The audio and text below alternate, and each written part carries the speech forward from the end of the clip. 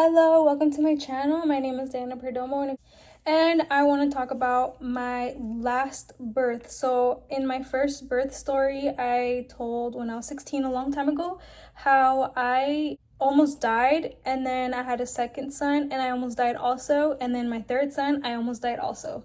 So yeah, sad stories.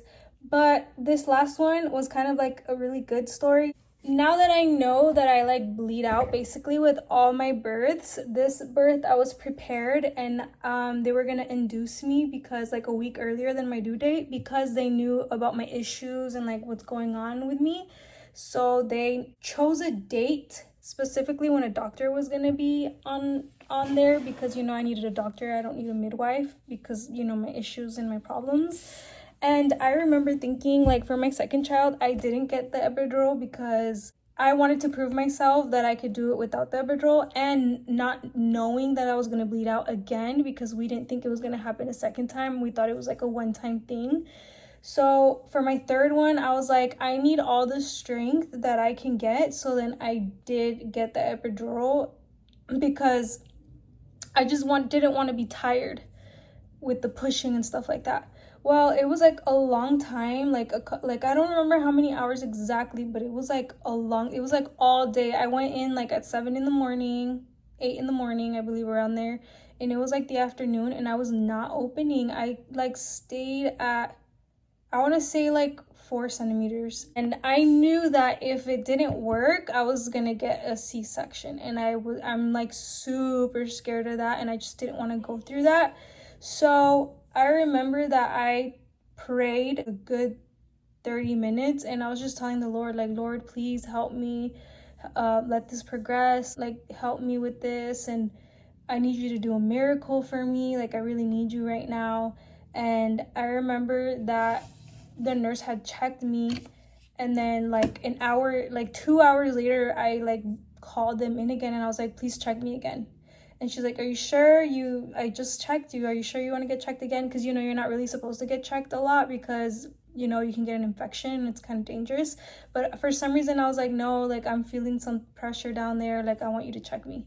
And when she checked me, she was like, wow, you're like at 9.5. It's going to be time to push. Like we're going to start getting ready for this. So I literally in 2 hours opened up a whole 6 centimeters. So that's amazing. First of all the glory to God, because I know that was him intervening. I know that he did something for me there. So I remember like they pulled in like this machine and then I asked them what it was, and they said that it recycles my blood. So all my blood that would come out, it would go through there, clean it, and then, put it back through my IV. When I went in the hospital in the morning, they put 2 IVs in me, one for like, the medication and all that, the saline, and then the other one just in case I bled out. My IV was ready for the blood. So when they like were prepping, they came in with the machine, and then on this right side there was like a table, like a metal table. They had put like 3 bags of blood already, and it was a scary feeling, because it was like, wow, like they're preparing as if I'm gonna bleed out, but like what if I don't, But I did end up bleeding. But I thank God that all the doctors and nurses were like ready for that. Like they brought in the blood, they brought in the machine. It was a faster process for them to stop my bleeding. One of the things the doctor did do was put like a balloon inside to hold the vein inside so it could stop bleeding, which it did help. But then the next day comes by, so then that happens, right? And like my son, I'm not really focused with my son because I'm so worried that, about the bleeding. So I'm telling the doctor like, hey, did you stop my bleeding yet? Like, did it stop bleeding? Like, what's going on? And then finally they were like, yeah. And I was shaking really bad. Those shakes that you get when you give birth, like it was such bad shaking. And then so they end up like stopping my bleeding, and then like I finally rest a little bit.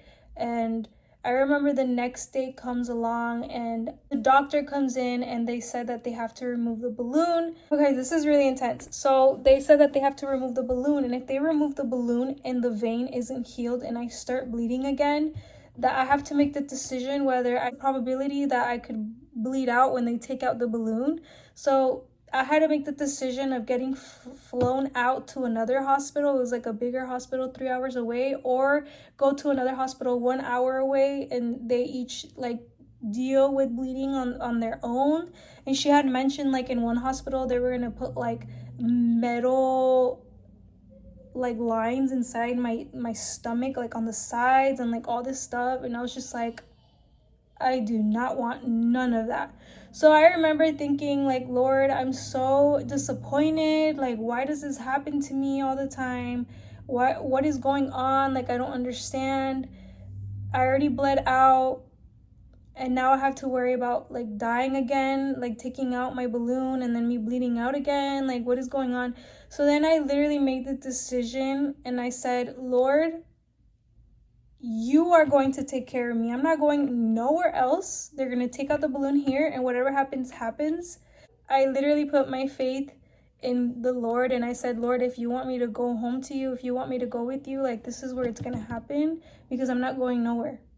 I just know deep inside that you healed me, and I know deep inside that this was your purpose, and that you have me in the palm of your hand. So then the doctor came in and she was like, have you decided what you want to do? And then I had let her know that yes, I want to get it out here in this room, is fine.